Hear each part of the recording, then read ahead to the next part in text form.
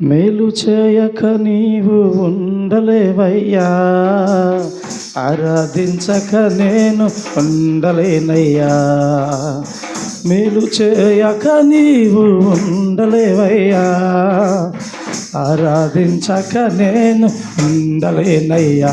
యేసయ్యా యేసయ్యా యేసయ్యా యేసయ్యా స్తోత్రం. యేసయ్యా యేసయ్యా యేసయ్యా యేసయ్యా. మేలు చేయక నీవు ఉండలేవయ్యా, ఆరాధించక నేను ఉండలేనయ్యా. మేలు చేయక నీవు ఉండలేవయ్యా, ఆరాధించక నేను ఉండలేనయ్యా. హల్లెలూయా. ఇక్కడ చదవబడినటువంటి వాక్యం కీర్తన గ్రంథంలో 99వ కీర్తన రాసినటువంటి కీర్తనకారుడు రాసిన మాటలు ఒకసారి చూసినట్లయితే, యెహోవా రాజ్యము చేయించినాడు, జనములు వణుకును. హల్లెలూయా. దేవుడు రాజ్యం చేయబోతున్నాడు కనుక జనములు వణుకును అని కీర్తనకారుడు అక్కడ రాసినటువంటి కీర్తనలో రాయబడినటువంటి మాట. అక్కడ ఉన్నటువంటి సందర్భంలో అంటే దేవుడు రాజ్యం చేయబోతున్నాడు, జనములు వణికేటువంటి సందర్భాలు వస్తున్నాయి. ఆయన కెరూబుల మీద ఆసీనుడై ఉన్నాడు, రాబోతున్నాడు, వస్తున్నాడు. హల్లెలూయా. కెరూబుల మీద కూర్చొని ఉన్నాడు. ఆయన రాబోతున్నాడు, ఆసీనుడై ఉన్నాడు. భూమి కదులును. హల్లెలూయా. ఆయన రాబోతున్నాడు, భూమి కదులును. ఇక్కడ యేసుక్రీస్తు ప్రభువు వారు మత్తయి సువార్తలో మాట్లాడతారు. ఒకసారి 6వ అధ్యాయం 10వ వచనాన్ని మనం కనుక చూసినట్లయితే అక్కడ మంచి మాటలు ఉంటాయి. ఒకసారి చూడండి. 6వ అధ్యాయం 10వ వచనంలో అక్కడ ఏమంటున్నారంటే, పరలోకమందున్న మా తండ్రి నీ నామము పరిశుద్ధపరచబడును గాక. హల్లెలూయా. అంటే యేసుక్రీస్తు ప్రభువు వారు ప్రార్థనను నేర్పిస్తూ, తన శిష్యులకి ప్రార్థన నేర్పిస్తూ ఆ ప్రార్థనలో ఏమంటున్నారంటే, పరలోకమందున్నటువంటి తండ్రి నీ నామమును పరిశుద్ధపరచము. హల్లెలూయా. ఆయన నామము పరిశుద్ధమైనటువంటి నామము. హల్లెలూయా. ఆ నామములో శక్తి ఉన్నది. హల్లెలూయా. ఆ నామములో ప్రభావం ఉన్నది. హల్లెలూయా.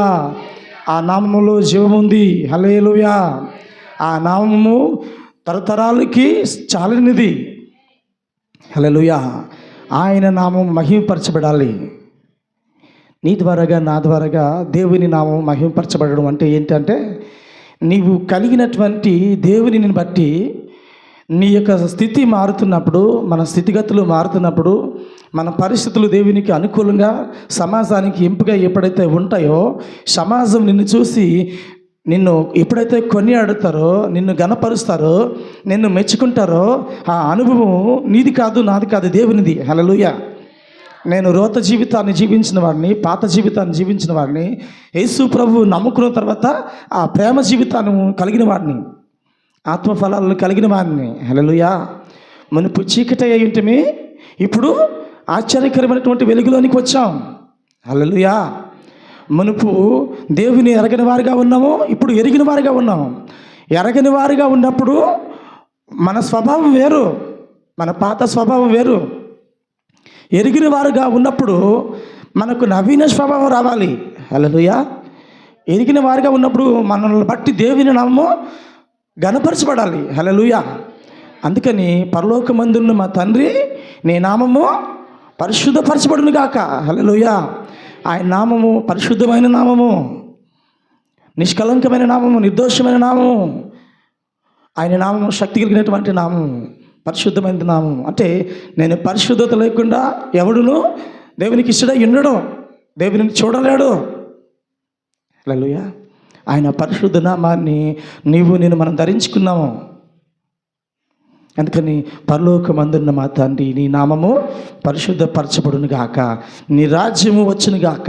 ఇక్కడ కీర్తనకారుడు అంటాడు, ఏమంటాడట చదవండి ఒకసారి. కీర్తనకారుడు ఏమంటున్నాడు మాట.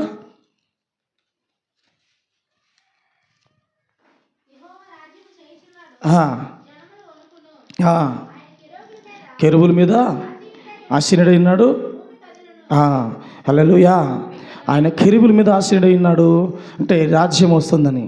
ఇక్కడ అదే మత్తయి సువార్తలో 3:2 ఒకసారి చూడండి. 3వ అధ్యాయంలో 2వ వచనంలో, పరలోక రాజ్యము సమీపించినది, మారు మనసు పొందుడని యోధేయ అరణ్యంలో ప్రకటించుచుండును. హల్లెలూయా. ఈ మాట ఎవరు ప్రకటిస్తున్నారు?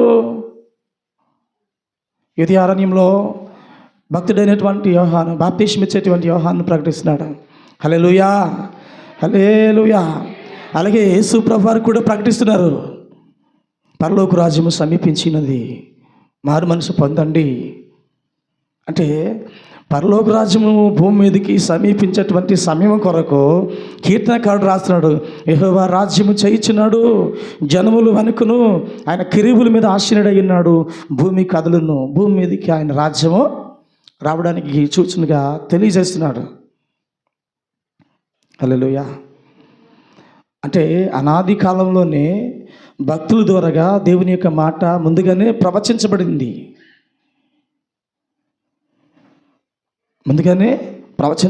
భూమి మీదకి ఆయన రాబోతున్నటువంటి కాలాన్ని, స్థితిని ప్రవచిస్తున్నారు. సియోనులో యెహోవా మహోన్నతుడు, జలములన్నిటిపైన ఆయన హెచ్చి ఉన్నాడు, భయంకరమైనటువంటి నీ గొప్ప నామం వారు స్తుతించెదరు.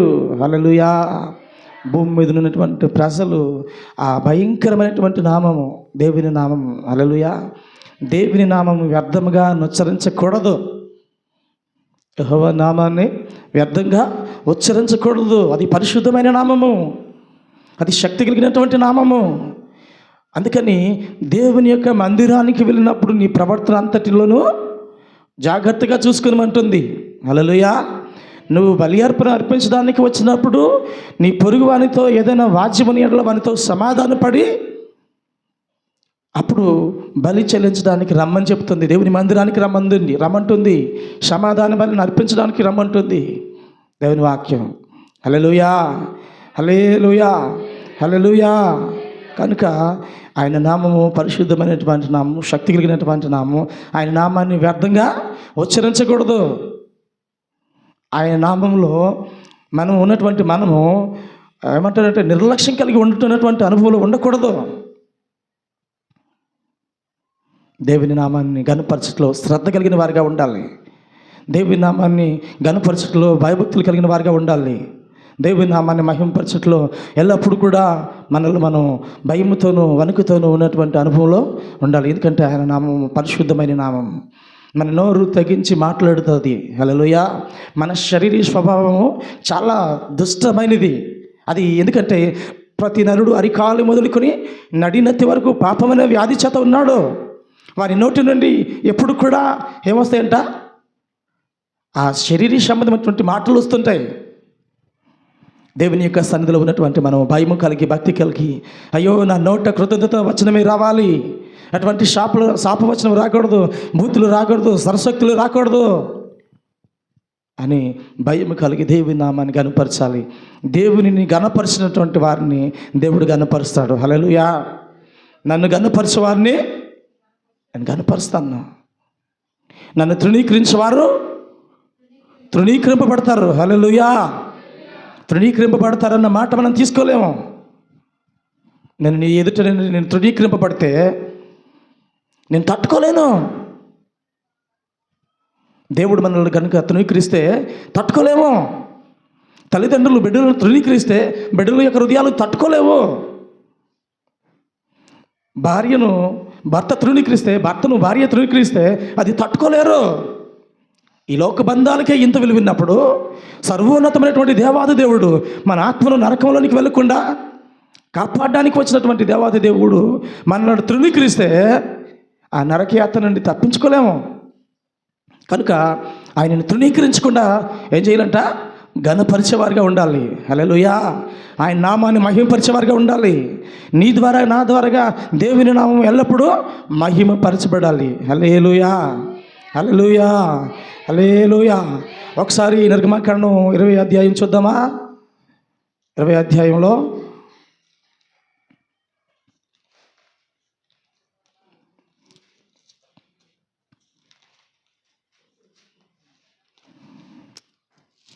నిర్గమాకాండం 20వ అధ్యాయంలో 7వ వచనం ఒకసారి చదువుదామా? నీ దేవుడైన యెహోవా నామము వ్యర్థముగా నుచ్చరింపకూడదు. యెహోవా నామమును వ్యర్థముగా నుచ్చరించువానిని నిర్దోషిగా ఎంచడు. హల్లెలూయా, హల్లెలూయా. ఎంత తీక్షణంగా ఉంది దేవుని మాట, ఎంత ప్రభావం కలిగి ఉంది మాట.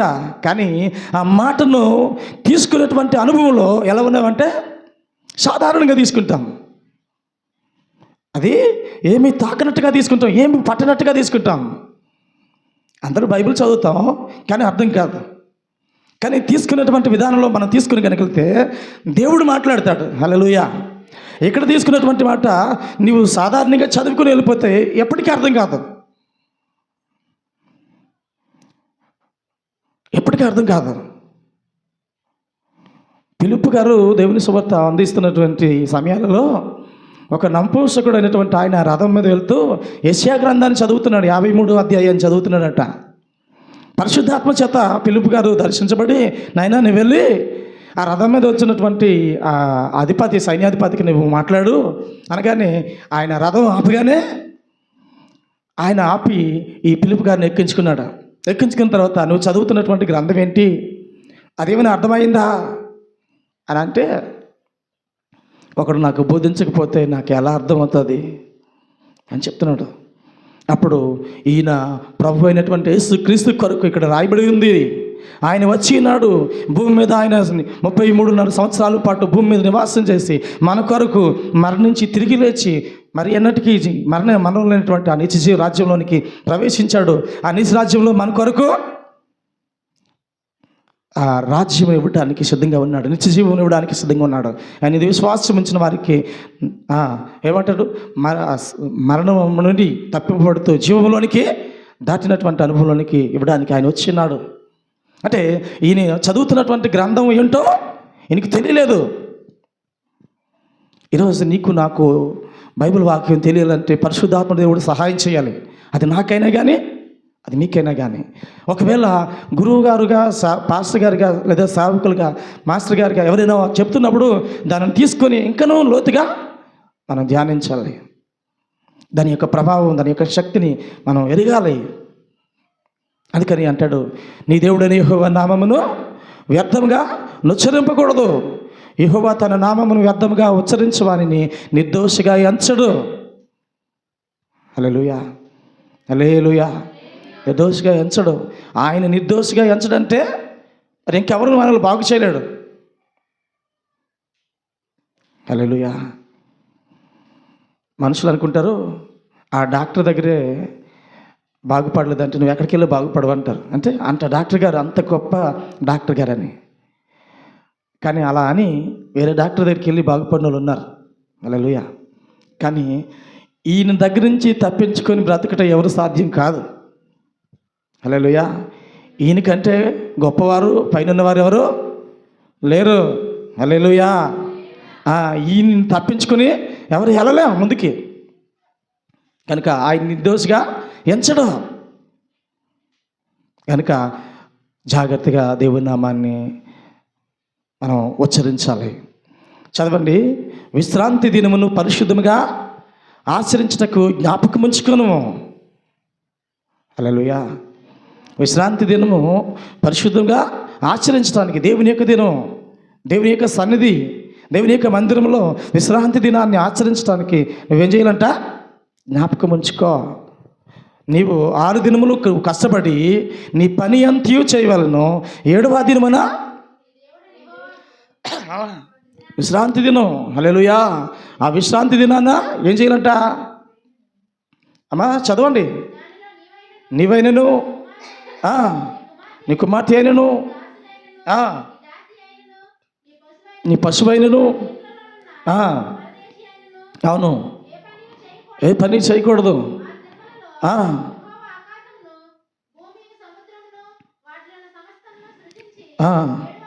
7వ దినమున విశ్రమించును. అందుచేత యెహోవా విశ్రాంతి దినమును ఆశీర్వదించి దాన్ని పరిశుద్ధపరచును. హల్లెలూయా.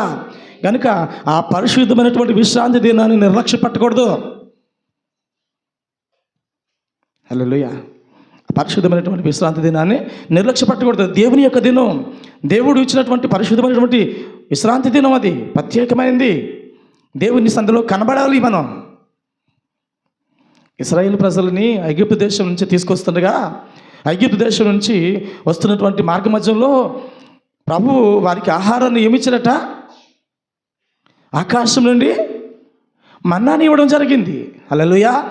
ఆ మన్నా దేవదూతలు తినేటువంటి ఆహారం అంట. హల్లెలూయా. ఆ మన్నాను ఏం చెప్తున్నారంటే ఉదయాన్నే సంపాదించుకోవాలంట. హల్లెలూయా. వేకువజామున లేచి ఆహారాన్ని సంపాదించుకోవాలి. 6 దినాలు సంపాదించుకోవాలి. 7వ దినాన్ని ఏం చేయాలంటే 6వ దినానికి 6వ దినానికి కావలసినంత సంపాదించుకోవాలి తప్ప 7వ దినాన్న మన్నా దొరకదు. హల్లెలూయా.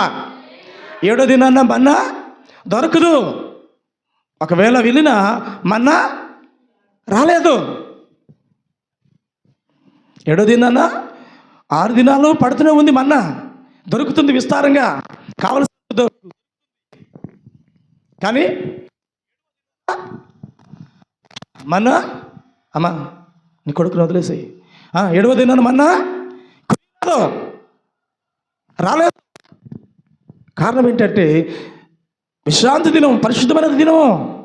ఆ దినాన్ని ఆహారం కొరకు పరిగెత్తకూడదు. హల్లెలూయా. కనుక 6 దినాలు కూడా ఆహారాన్ని భద్రపరుచుకుంటూ 6వ దినానికి 7వ దినానికి కావలసినటువంటి సిద్ధపరచుకోవాలి. 7వ దినాన వెళ్ళినటువంటి వాడు ఎవడు కూడా ఆహారాన్ని పొందుకోలేదు. ఒకవేళ ఒకరోజే 6 దినాలకు సరిపోయినటువంటి ఆహారం కూడబెడదామంటే అవలేదు. ఎందుకు అవ్వలేదంటే మరుసటి రోజుకి ఆ మన్నా పురుగు పట్టేసింది. హల్లెలూయా. పురుగులు పట్టేసింది. మరి 6వ రోజు సంపాదించినటువంటి మన్నా 7వ రోజు విశ్రాంతి దినానికి పురుగు పట్టలేదు. ఎందుకు? హల్లెలూయా. దేవుడు వారిని దీవించాడు. ఆహారాన్ని దేవుడు అనుమతించాడు.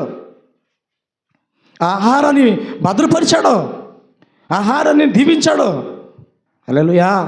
నీకు కలిగిన రూపాయి అయినా కానీ, ₹10 అయినా కానీ, ₹10 అయినా కానీ అది సమృద్ధిగా కలిగినట్టుగా దీవించే దేవుడు. విశ్రాంతి దినాన్ని పరిశుద్ధంగా ఆచరించాలి. దేవుని నామాన్ని వ్యర్థంగా ఉచ్చరింపకూడదు. నీ నిమిత్తము నా నిమిత్తము దేవుని నామం దూషించబడకూడదు. హల్లెలూయా. అంటే ఇప్పుడున్నటువంటి స్థితిలో ఆదివారం మనం పునరుద్ధాన దినముగా, విశ్రాంతి దినముగా మనం పాటిస్తున్నాం. ఈ విశ్రాంతి దినాన్ని, ఈ పరిశుద్ధమైనటువంటి దినాన్ని, ఈ పునరుద్ధాన దినాన్ని మనం క్రమంగా పాటించాలి. హల్లెలూయా. హల్లెలూయా. యేసు ప్రభువారు ముందుగానే వచ్చేసారు. యేసు ప్రభువారు ముందుగానే మందిరంలోనికి వస్తున్నారు. ఆయన బిడ్డలైనటువంటి వారు మాత్రం యేసు ప్రభువారిని మీరు వేచి ఉండండి, నేను వస్తున్నాను. హల్లెలూయా. జనులు వచ్చిన తర్వాత నాయకుడు అనేవాడు వస్తాడు. జనులు వచ్చిన తర్వాత అధికారులు అనేవారు వస్తున్నారు. కానీ ఇక్కడ సర్వోన్నతమైన దేవుడు మన మధ్యలో వచ్చి నివాసం చేసి ఈ స్థలం మందు ఎదురు చూస్తుంటే మనం ఏం చేస్తున్నామంట? తీరుబాటుగా, చాలా బడలిక లేని వారిగా నెమ్మదిగా వస్తున్నా. దేవుని రాకడ వచ్చి ఒకవేళ ఈ మందిరం నువ్వు గనక సమయానికి రాలేదని తలుపులు వేస్తే పాస్టర్ గారిని వదిలేసి వెళ్ళిపోతావు. హల్లెలూయా. పోయావు. లేకపోతే పాస్టర్ గారు భయపడి తలుపులను తీస్తాడు. ఎందుకంటే నువ్వు ఆయనకు అవసరం, ఆయన నీకు అవసరం అనుకుంటా. కానీ యేసు ప్రభు వారు కనుక ఒకరోజు తలుపులు వేస్తే నేను భయపడ్డా. హల్లెలూయా. యేసు ప్రభు వారు భయపడ్డా. ఎందుకని? నా మార్గము విశాల మార్గం కాదు. హల్లెలూయా. నా మార్గం ఇరుకు మార్గం. ఏంటట? అమ్మా లేచి అక్కడ కూర్చుంటావా? కూర్చో సంధ్యమ్మా, కూర్చో. ఆయన అంటాడు, ఒంటె సూది మధ్యంలో దూరుట సులభము, ధనవంతుడు పరలోక రాజ్యంలో సమీపించట అసంభవం. హల్లెలూయా. వాడుకున్నటువంటి ఆ స్థితి ఆయన ఏం చేస్తుందంటే పరలోక రాజ్యానికి వెళ్ళకుండా చేసేస్తుందట. మరి ఈ సూది మధ్యంలో ఒంటె ఎలా దూరిపోతుంది? ఆయన కృప చూపితేనే. హల్లెలూయా. నీ భక్తిని బట్టో, నా భక్తిని బట్టో, మన పరిశుద్ధతను బట్టో, ప్రార్థన బట్టో ఇది జరగలేదు, కానీ దేవుని యొక్క మహాకృప ద్వారాగానే రక్షించబడ్డాం. హల్లెలూయా. ఆ ఒంటె తనకు తానుగా ఏది చేయలేదు, దేవుడు అనుమతిస్తేనే వెళ్ళిపోతుంది. ఇలాంటి స్థితిలో ఉన్నటువంటి క్రమము ఎందుకు మీరుతున్నాం? చాలా సందర్భాల్లో ప్రార్థన సమయాన్ని మనం ఇవ్వటం లేదు, వాక్యాన్ని ధ్యానించే సమయం ఇవ్వటం లేదు, దేవునితో గడిపేటువంటి సమయాన్ని దొంగిలిస్తున్నాం. మనం ఇంకా నీతిమంతులమని, ఇంకా పరిశుద్ధులమని, ఇంకా యథార్థంగా ఉన్నామని, ఇంకా ఇంకా ఇంకా భక్తిగా ఉన్నామని ముసుగేసుకొని మాట్లాడుతున్నాం. హల్లెలూయా. నాకు తెలుసు, నా గురించి నాకు తెలుసు, అదే సమయంలో మీ గురించి మీకు బాగా తెలుసు. మనం ఏమై ఉన్నామో, దేవుని ఎదుట మన స్థితి ఏమై ఉందో, మన అంతరంగం ఏమై ఉన్నదో, మన మనస్సాక్షి ఏమై ఉన్నదో, దేవునికి ఇంపుగా ఉన్నదో లేదా అయోగ్యంగా ఉన్నదో ఆయన ఎరుగుదును. అదే సమయంలో నీవు కూడా, నేను కూడా, మనం కూడా ఎరుగుదుము. ఈ లోకాసాలు, ఈ లోక ఆడంబరాలను పట్టుకొని పరిగెడుతున్నాం నేను కూడా. కానీ ఎక్కడికి పరిగెత్తున్నా కానీ నెమ్మది దొరకదు, సమాధానం దొరకదు, సంతోషం దొరకదు. ఆయన పాదాల చెంత నేను కూర్చుని ఆయన సన్నిధిలో నేను మాట్లాడితే నాకు సమాధానం, నెమ్మది దొరుకుతుంది. ఆయనతో సహవాసం చేసిన యెడల నేను మేలు పొందుకుంటాను. హల్లెలూయా. కానీ ఇంత తెలిసినటువంటి నేను కూడా అప్పుడప్పుడు తప్పుడు మార్గంలో వెళ్తుంటాను, అంటే పరిగెత్తుతుంటాను ఏదో సాధించాలని, కానీ ఏది రాదు. ఆయన లేకుండా నువ్వేది సంపాదించలేము మనం. హల్లెలూయా. ఆయనతో ఉంటేనే మనకి మేలు, ఆయన మనతో ఉంటేనే మేలు. మనం చక్కగా పాటలు పాడుతాం, కానీ ఆ పాటలో ఉన్నటువంటి భావాన్ని తీసుకోం. ఎవరు లేకపోయినా ఉండగలట, ఆయన లేకపోతే ఉండలేమట, నిజమే. కానీ ఆయన వదిలేసి పరిగెడుతున్నాం, కానీ ఎల్లప్పుడూ కూడా ఆయన మనతో ఉన్నాడు. ఒక భక్తుడు దేవునితో సహవాసం చేస్తూ నడుస్తున్నాడంట. ఆయన ఎల్లప్పుడూ దేవునితో మాట్లాడుతూ వెళ్తున్నాడంట. ఒకరోజు మంచి ఎడారిలో నడవలసి వచ్చింది. అలాంటప్పుడు మంచి ఎండ కాస్తుందంట. అప్పుడు అయ్యగారు మాట్లాడుతూ, ప్రభువా, ఈ సమయంలో నువ్వు నాతో ఉన్నావా? ఎప్పుడు నీ పాదాలు నా ముందుండి, ఇప్పుడు నా పాదాలు మాత్రమే ఉన్నాయి కానీ నీ పాదాలు లేవు, నా గుర్తులు మాత్రమే ఉన్నాయి కానీ నీ గుర్తులు లేవు. ఎక్కడున్నావు? నన్ను వదిలేసావా? ఈ కష్టకాలం మంది వదిలేసావా అని చెప్పి దేవునితో మాట్లాడుతుంటే, పిచ్చోడా, నేను నీతోనే ఉన్నాను, నీలో ఉన్నాను, ఆ అడుగులు నీవి కాదు, నాది. హల్లెలూయా. అంటే నేను నిన్ను మోస్తున్నాను. హల్లెలూయా. మనతో ఆయన ఉన్నారు కనుక అది మనం ఎరగటం లేదు. నాతో లేరు, నేను ఒక్కదాన్నే కష్టపడ్డాను, నేను ఒక్కదాన్నే పడుతున్నాను అనుకుంటుంటాం. కాదు, ఆయన మనతో ఉన్నారు కనుక దేవుని నామాన్ని వ్యర్థంగా ఉచ్చరింపకూడదు, ఆయన పరిశుద్ధ నామము. హల్లెలూయా. మత్తయి సువార్తలోని 5వ అధ్యాయం ఒకసారి చూడండి, 14వ వచనంలో.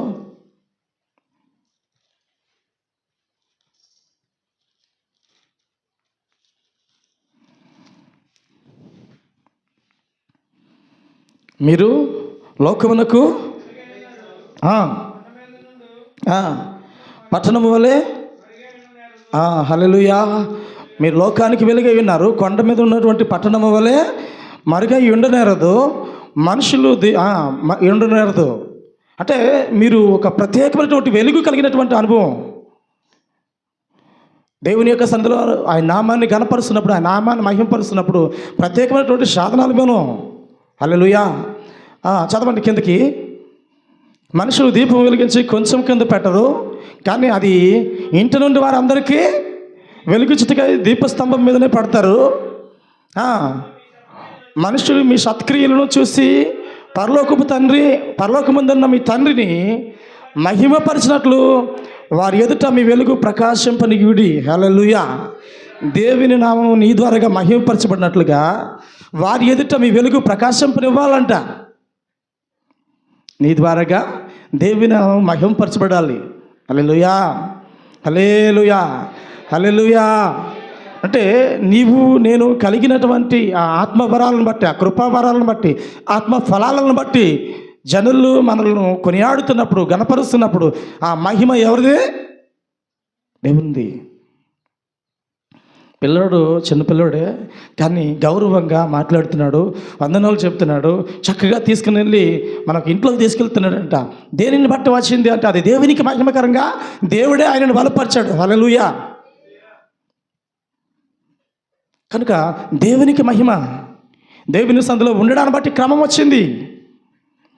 ఈరోజు దినాన్న క్రైస్తవ సహోదరులు దేవుని మందిరంలో వారి పిల్లలను పెంచడాన్ని బట్టి వారి పిల్లలు భ్రష్టత్వానికి వెళ్ళలేదు, విచారాత్మతో పట్టబడలేదు, త్రాగుడాత్మతో పట్టబడలేదు, ఈ లోకపు ఈ దుర్వ్యసనాలతో నింపబడలేదు. కారణం ఏంటంటే దేవుని ఆత్మతో నడిపింపబడుతున్నారు. హల్లెలూయా.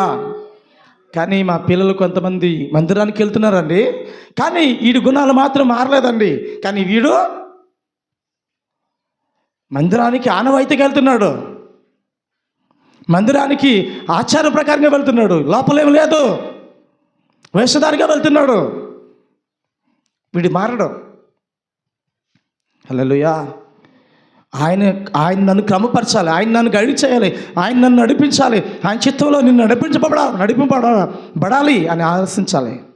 కానీ అక్కడికి వచ్చేదా కానీ నా రాజ్యమే ఉండాలి, నాలో నా ఉద్దేశమే నెరవేర్చబడాలి, నా ప్రణాళిక నెరవేర్చబడాలి, నా ఆలోచనలో నెరవేర్చబడాలి అనుకుంటున్నారు. ఇలాంటి ఆ స్థితిని బట్టి లోపల ఉన్నది పాత స్వభావం ఏం పోలేదు. యేసు ప్రభుతో చాలామంది ఉన్నారు, కానీ వారెవరూ మేలు పొందుకోలేదు. కానీ 12 ఏళ్ల రక్తస్రావం కలిగినటువంటి ఆ స్త్రీ వస్త్రపు చెంగుముడితే చాలనుకుంది. ప్రభావం తాగ్గానే ఏమైందట? రక్తదారులు ఆగిపోయాయి. హల్లెలూయా. మిగతా వారు తాకుతున్నారు, ఏమీ లేదు ప్రభావం. దేవుని మందిరంలో దొరికిన వారికి దొరుకుతుంది. హల్లెలూయా. దొరకని వారికి అన్నిటికీ దొరకదు. కారణం వారు వెతకలేదు. అడుగుడి మీకు ఇవ్వబడును, తట్టుడి మీకు తెరవబడును, వెతకుడి మీకు దొరకదు. అదే ఆరాటం ఉన్నవాడికే దొరుకుతుంది. ఇది మందిరానికి వస్తున్నాడు కానీ మనసు మారలేదు, మందిరానికి వస్తున్నాడు కానీ బుద్ధి మారలేదు, మందిరానికి వస్తున్నాడు కానీ దేవునికి తనను సమర్పించుకోలేదు. అక్కడ ఎక్కడుండినా అంతే కదండి. ఇక్కడ ఉండినా అదే గుణం, అక్కడ ఉండినా అదే గుణం. కొంతమంది భర్తలు అంటారు, నువ్వు మందిరానికి వెళ్తున్నావు కదా, నీ బుద్ధి మారలేదా? ఆయన ఏం బోధిస్తున్నాడు, నువ్వేం వింటున్నావు, అదే బోధించాడా? చెప్పింది చక్కగా చెప్తున్నారు, విన్నోడే తీసుకోలేదు. అంత మాత్రాన పాస్టర్ గారిని ఆడు చెప్తున్నాడు, ఇదేది వింటుందో అదే ఆడేది చెప్తాడు అంటున్నాడు. హల్లెలూయా. గురువు గారు మాస్టర్ గారు చక్కగా చెప్తున్నారు, పిల్లలు నువ్వెందుకు అలా తయారయ్యావు, ఆడే చెప్పలేదా అంటారు. కాదు, ఆయన చెప్తున్నాడు, తీసుకోవడమే. మిగతా పిల్లలకి 100కు 100 మార్కులు వచ్చాయి, నీ పిల్లలకి ఎందుకు 50 మార్కులు 30 మార్కులు వచ్చాయి అంతే. తీసుకోవడం, రిసీవింగ్ పవర్ లేదు, తీసుకోవడం లేదు. వీళ్ళు నిర్లక్ష్యం కలిగిన వారికి ఉన్నారు.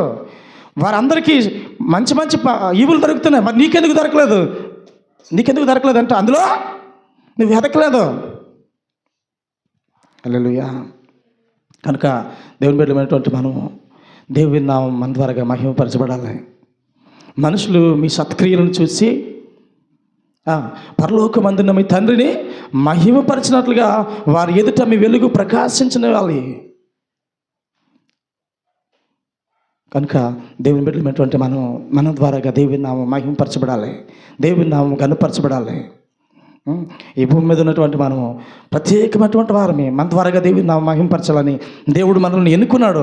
మన తాతలు ముత్తాతలు చేసినటువంటి పుణ్యం బట్టో, దానాన్ని బట్టో, బలి కార్యాలను బట్టో మనం రక్షణ పొందుకోలేదు. దేవుని యొక్క మహాకృప ద్వారాగా ఈ భాగ్యాన్ని పొందుకున్నాం. కనుక దేవుని నామం పరలోకమందున్న మా తండ్రి నీ నామము పరిశుద్ధపరచబడును గాక, నీ రాజ్యం వచ్చును గాక అంటాడు. హల్లెలూయా. ఆయన అంటాడు, పరలోక రాజ్యము సమీపించినది అంటారు యేసుప్రభువు వారు వచ్చి కూడా. పరలోక రాజ్యం ఎప్పుడు వచ్చింది? ఆయన ఈ భూమి మీదకి వచ్చిన తోడనే పరలోక రాజ్యం వచ్చింది. హల్లెలూయా. యేసుప్రభువు వారు ఈ భూమి మీదకి రాగానే పరలోక రాజ్యం వచ్చింది. ఆ పరలోక రాజ్యాన్ని చూడడానికి దేవదూతల సైన్యమే, పరలోక సైనిక సమూహం వచ్చేసింది. హల్లెలూయా. భూమి మీద ఆయనకి ఇష్టమైనటువంటి మనుషులకి భూమి మీద సమాధానము, సర్వోన్నతమైనటువంటి స్థలంలో దేవునికి మహిమయు, ఆయనకి ఇష్టమైనటువంటి మనుషులకు భూమి మీద సమాధానం అని చెప్తూ పరలోకంలో ఉన్నటువంటి దేవదూతలు వచ్చి భూలోకంలో ఆరాధన చేస్తున్నాయి. హల్లెలూయా. ఆయన వచ్చి ఉన్నాడు. మీకు వరకు ఆదరణకర్తను పంపిస్తానన్నాడు. ఆ పరిశుద్ధాత్మదేవుడు పెంతెకొస్తు దినాన కుమ్మరింపబడినప్పుడు పరిశుద్ధాత్మదేవుడు కుమ్మరింపబడినటువంటి అనుభవాన్ని బట్టి ఏమంట, పిరికివారు, లేకపోతే చదువు సంధ్య లేనటువంటి వారు, ఏమంటారు వారిని, పామరులు, చదువు లేదు, పిరికివారు, అలాంటి పామరులు అనేటువంటి పిరికి శిష్యులు పాండిత్యం మాట్లాడుతున్నారు, శక్తి కలిగినటువంటి మాటలు మాట్లాడుతున్నారు, యేసు ప్రభు చేసినట్టుగా అద్భుతాలు చేస్తున్నారు. హల్లెలూయా. ఆయన యొక్క ఆత్మచేత తాకబడ్డారు, ఆయన ప్రభావం చేత నింపబడ్డారు, వారు మార్చబడ్డారు. వారు కాదు, వారిలో జీవిస్తున్నది వారు కాదు, వారిలో జీవిస్తున్నది ఆయన ఆత్మ. హల్లెలూయా.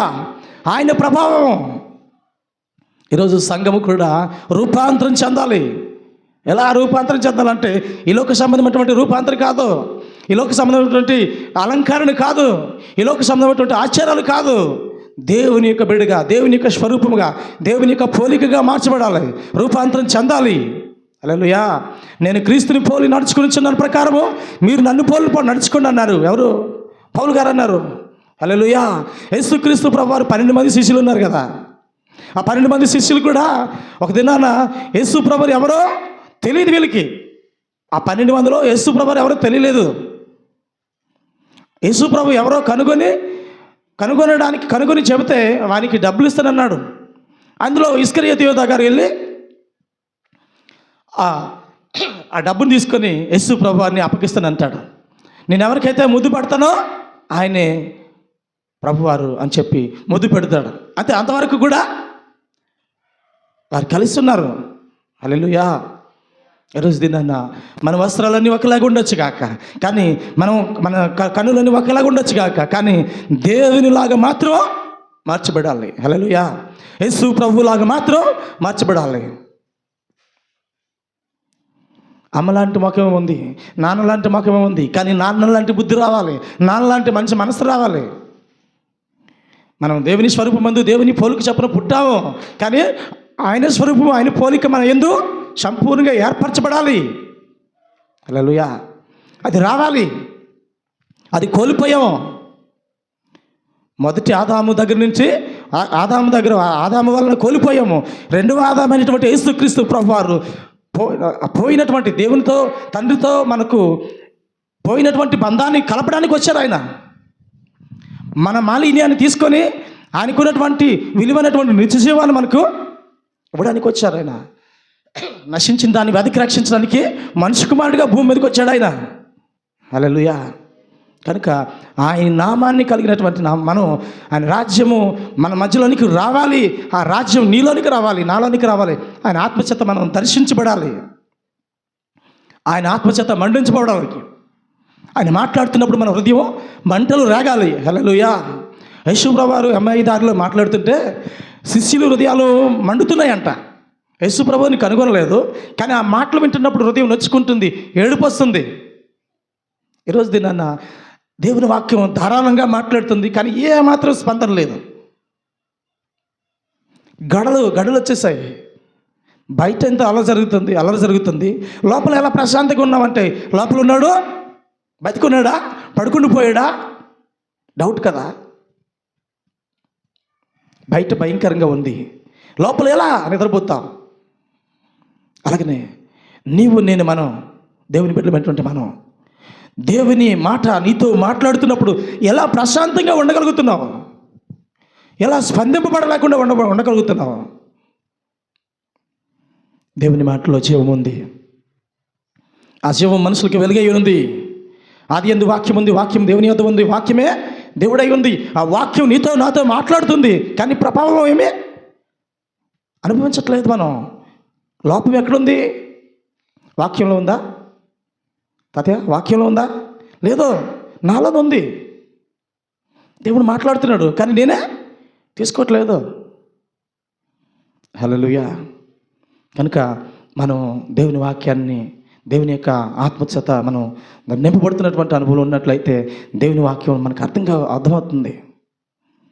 అందుకని అంటాడు, భూమి యందు నీ అక్కడ చదవండి, నీ నామము పరిశుద్ధపరచబడిన గాక, నీ రాజ్యము వచ్చును గాక, నీ చిత్తము పరలోకమందు నెరవేర్చినట్లుగా భూమి యందును నెరవేరును గాక. ఈరోజు దేవుని చిత్తము ఎవరిలో నెరవేరాలంట? భూమి యందున, మన యందున? మన యందున నెరవేర్చబడాలి, నా యందు నెరవేర్చబడాలి. హల్లెలూయా. నా యందు నీ చిత్తం నెరవేర్చిన ఆయన, నా యందు నీ ఉద్దేశాలు నెరవేర్చిన ఆయన, నా యందు నువ్వు ఆశించినటువంటి కార్యాలు జరిగించిన ఆయన, నీ యొక్క కార్యాలు నాలో జరిగించబడాలి ప్రభా. ఇది కదా దేవుడు కోరుకుంటున్నది. ఏంటి? నిన్ను నన్ను సృజించింది ఏంటి? ఆయన కొరకు నిన్ను ఒక గొప్ప సాధనగా వాడుకోవాలని. హల్లెలూయా. అభిషేక్ గారిని ఈరోజు అక్షరాభ్యాసం చేశాం కదా. అభిషేక్ గారిని తల్లిదండ్రులు ఏం కోరుకుంటున్నారు?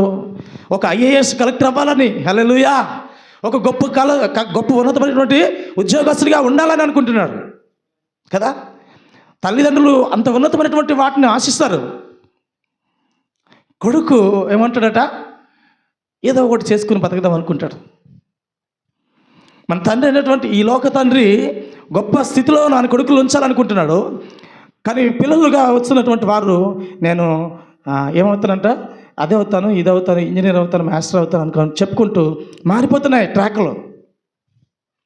మన దేవుడు మన కొరకు ఆలోచించినటువంటి ఉద్దేశం వేరు, తన ఆలోచనలు వేరు, తన అంతరంగంలో ఉన్నటువంటి తన యొక్క చిత్తం వేరు. మనం ఏమనుకుంటున్నామంటే మన చిత్తాన్ని నెరవేర్చుకుంటున్నాం, మన స్వచిత్తాన్ని, మన ఇష్టాన్ని నెరవేర్చుకుంటున్నాం. హల్లెలూయా. మన స్వంత ఆలోచన నెరవేర్చుకుని దేవుని మీద రుద్దెత్తున్నాం. హల్లెలూయా. దేవుని మీద రుద్దెత్తున్నాం. అయితే ఆయనది మహిమ, లేకపోతే నాది మహిమ. హల్లెలూయా. బాగా వండితే ఆయనకి పేరు, బాగా వండకపోతే ఎవరి మీద ఒట్టి వంకెట్టేస్తున్నాం. హల్లెలూయా. ఇది ఆయనే చేశాడండి అంటారు.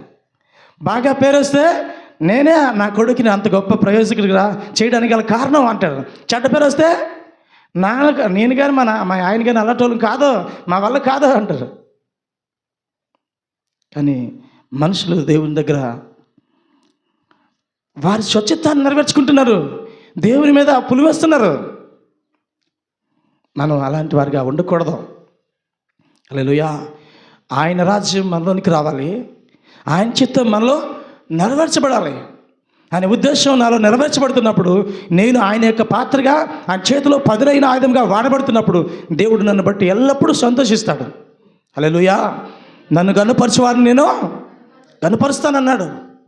కనుక మనం ఆయనను ఆరాధిస్తూ గనుపరుస్తున్నట్లయితే, ఆయన మహిమపరుస్తున్నట్లయితే దేవుడు మన ద్వారా గొప్ప కార్యాలను నీ ద్వారా నా ద్వారా భూమి మీద చేయడానికి గొప్ప సాధనగా వాడబోతున్నాడు. కనుక దేవుని యొక్క చిత్తాన్ని జరిగిద్దాం, దేవుని యొక్క నామాన్ని మహిమపరుద్దాం. అట్టి మహాకృప దేవుడు మన జీవితాల్లో అనుగ్రహించి, దీవించి, నడిపించి, ఆశీర్వదించునుగాక. ఆమేన్, ఆమేన్. అర్థం చేసుకుందాం. జీవము గల మా ప్రభువా, మీకు వందనాలు నాయనా. నీ మాటలు నాయనా, నీ నామము పరిశుద్ధపరచబడాలని నాయనా, నీ రాజ్యం నాలో ఏర్పరచబడాలి, నీ చిత్తం మా జీవితాల్లో నెరవేర్చబడాలని మేము ఎల్లప్పుడూ మీ ఎదుట ప్రభా తండ్రి మీకు నాయనా లోబడి విధేయతగా కలిగి మీ నామాన్ని కానీ పరిశుద్ధ సాధనలుగా వాడబడలాగిన మమ్మల్ని బలపరిచి, స్థిరపరిచి, దీవించి నీ ప్రతినిధులుగా వాడుకోండి. క్రమమైనటువంటి అనుభవంలో మమ్మల్ని అందరూ నడిపింపమని మహిమ కలిగినటువంటి యేసుక్రీస్తు దివ్యమైన నామంలో ప్రార్థించి పొందుకుంటున్నాం పరమ తండ్రి. ఆమేన్.